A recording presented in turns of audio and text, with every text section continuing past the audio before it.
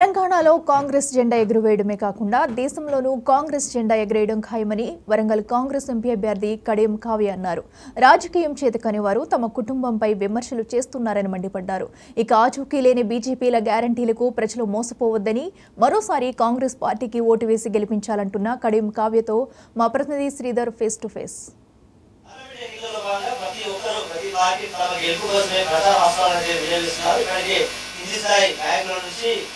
అగ్రనేతల వరకు కూడా ప్రచార జోరు అయితే కొనసాగుతుంది. వరంగల్ ఉమ్మడి జిల్లానే కాకుండా రాష్ట్ర వ్యాప్తంగా కూడా ప్రచార జోరు అయితే భారీగా జోరందుకుందని చెప్పేసి నాయకులు అగ్రనేతలు కూడా ఇప్పటికే తమ ప్రచారాన్ని కొనసాగిస్తారు. ఇందులో భాగంగా వరంగల్ పార్లమెంట్ సంబంధించినటువంటి అభ్యర్థి కడియం కావ్య మనతో ఉన్నారు. అని అడిగి తెలుసుకునే ప్రయత్నం చేస్తూ మన కోసము ప్రచారం చేయడం జరుగుతుంది.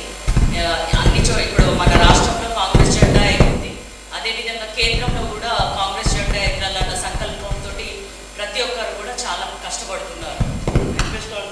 ప్రజలకు గ్యారెంటీల రూపకంగా ఎలాంటి గ్యారెంటీ తీసుకెళ్తున్నారు, ఒక్కొక్క గ్యారెంటీ గురించి జనాలకు ఎలా వివరిస్తున్నారు, వాళ్ళు ఎలా స్వీకరిస్తున్నారు? ఇప్పుడు మన 6 గ్యారెంటీలు ఏదైతే రాష్ట్ర ప్రభుత్వం కాంగ్రెస్ పార్టీ చెప్పిందో అందులో అత్యధికంగా ఎక్కువ మహిళలకి అది బెనిఫిట్ అవుతుంది.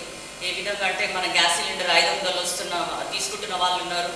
అట్లాగే ఉచితంగా బస్సు ప్రయాణం నడుస్తుంది, 0 కరెంట్ బిల్ నడుస్తుంది. ఇంకా రానున్న రోజులలో 3500 ఇల్లు పక్క గృహాలు ఏవైతే ఉన్నాయో అవి కూడా చెందుతాయి. ప్లస్ 2500 గృహ లక్ష్మి అనేది మహాలక్ష్మిలో భాగంగా అది ఎలక్షన్ కోడ్ అయినాక అమలు అవుతుంది. అదేవిధంగా కాంగ్రెస్ కేంద్రంలో కనుక మన ప్రభుత్వం ఏర్పాటైతే మహిళా న్యాయం కింద ప్రతి పేద మహిళకి కూడా ₹1,00,000 సంవత్సరానికి ఇచ్చే విధంగా కూడా అందులో పొందుపరచడం జరిగింది. అట్లాగే మనం ఆశా వర్కర్లు, గ్రౌండ్ వర్కర్స్ ఎవరైతే ఫీమేల్స్ ఉంటారో ఆడవాళ్ళు, ఆశా వర్కర్లు, అంగన్వాడీ వర్కర్లు, మధ్యాహ్నం భోజనం చేసే భోజనం ఏర్పాటు చేసే కార్మికులు, వీళ్ళందరికీ కూడా అధిక జీతం ఇవ్వడంతో పాటు అధికార మైత్రి అనేది మహిళల కోసం ప్రతి గ్రామంలో ఏర్పాటు చేయడం జరుగుతుంది. సో ఇట్లా ప్రతి వర్గానికి కూడా 5 గ్యారెంటీల చొప్పున 5 న్యాయాలు 25 గ్యారెంటీల పేరిట మేము కాంగ్రెస్ కేంద్రంలో రావడానికి మేనిఫెస్టోని ఏర్పాటు చేయడం జరిగింది. అది అందరికీ కూడా అర్థమయ్యే వివరంగా లాగా వివరిస్తున్నారు మన వాళ్ళు.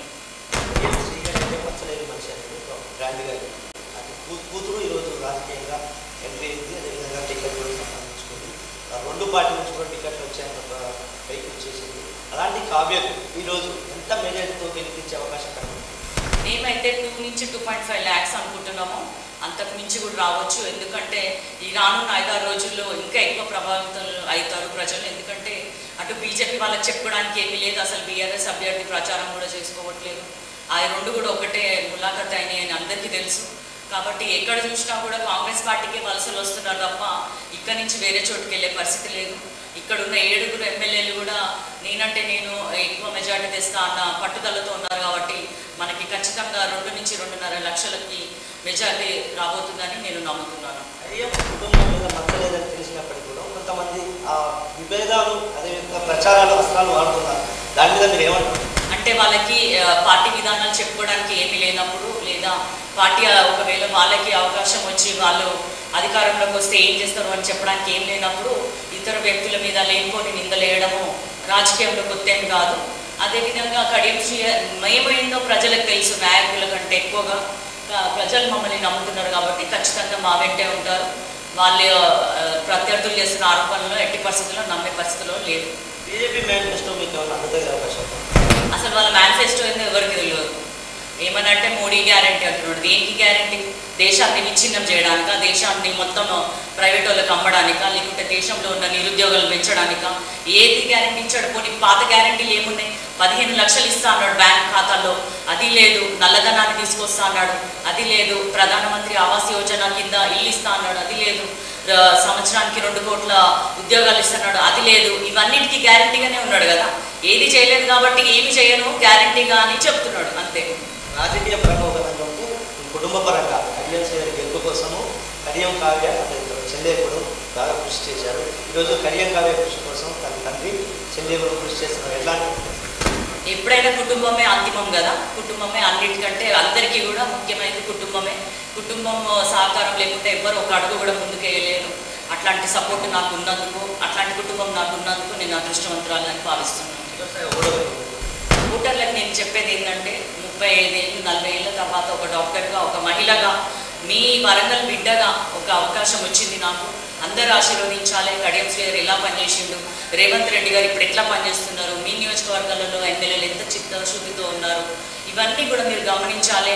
రానున్న బీజేపీ మళ్ళీ ఒకవేళ వస్తే అసలు రాజ్యాంగాన్ని రద్దు చేస్తా, రిజర్వేషన్స్ని అమలు రద్దు చేస్తా అని అంటున్నారు కదా, వాటిని నుంచి తప్పించుకోవాలి. మన దేశం మనకి మంచిగా సమగ్రంగా ఉండాలి, అభివృద్ధి చెందాలి అంటే ఖచ్చితంగా కాంగ్రెస్కి ఓటేయాలి. చేతి గుర్తుకే ఓటేసి మే 13వ తారీఖు నాడు డాక్టర్ కడియం కావ్యని మీ ప్రతినిధిగా, మీ గొంతుకగా ఢిల్లీకి పంపించాలని నేను ప్రతి ఒక్కరు వరంగల్ లోక్సభ నియోజకవర్గ ప్రజలందరినీ కూడా విజ్ఞప్తి చేస్తున్నాను. Thank you.